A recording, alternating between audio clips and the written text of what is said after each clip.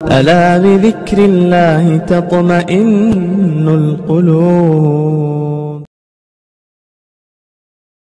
انبیاء کرام علیہ السلام اور خود نبی کریم صلی اللہ علیہ وسلم کا یہ طریقہ رہا ہے کہ اگر اللہ چاہتے تو انبیاء کرام علیہ السلام کے گروہ کو، آپ کے صحابہ کو مصیبتوں اور آزمائشوں سے نہ گزارتے، بلکہ نبی دعا کرتے اور ساری مدد آسمان سے آ جاتی اور بات ختم ہو جاتی. لیکن نہیں، یہ اللہ نے طریقہ رکھا ہے کہ تکلیفوں اور مشقتوں سے گزرنا اور ظلم کی بھٹیوں میں تپنا یہ مومن کا کام ہے، اور اللہ تبارک و تعالیٰ اس کے بعد ان کی مدد کرتے ہیں.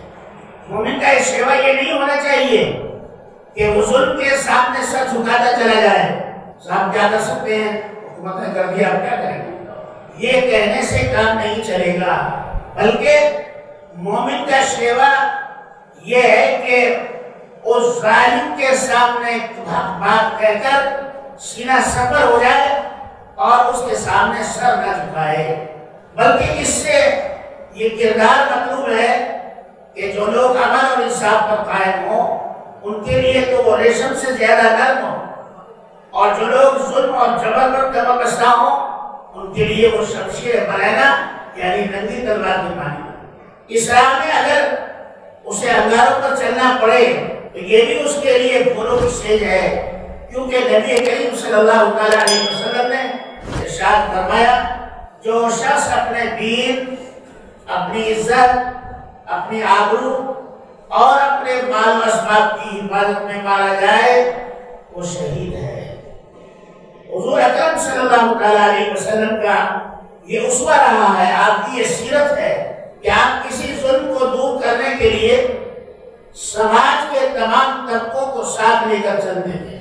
مکہ مکرمہ میں جب آپ کو نبوت نہیں ملی تھی، آپ نبی نہیں بنائے گئے تھے، اس سے پہلے کچھ لوگوں نے انصاف قائم کرنے کے لیے اور ظلم کو روکنے کے لیے ایک ادارہ بنایا جس کا نام حلف الفضول رکھا گیا.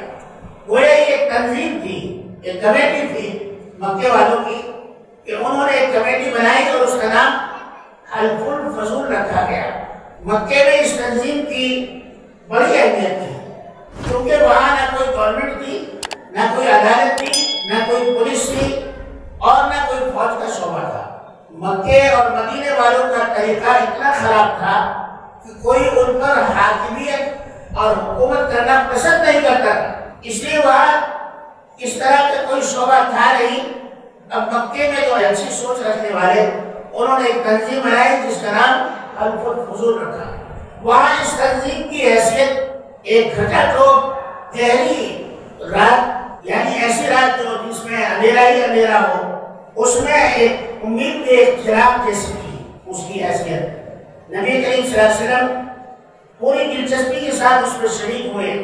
آگے آپ کو نبوت نہیں ملی.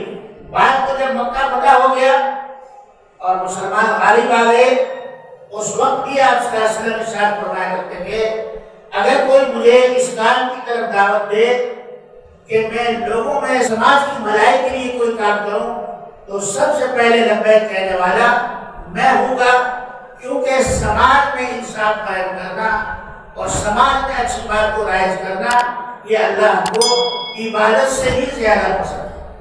سب سے بڑی عبادت لوگوں کے کام اور کاج کو نمٹانا اور ان کے اوپر ہوئے ظلم کو روکنا ہے.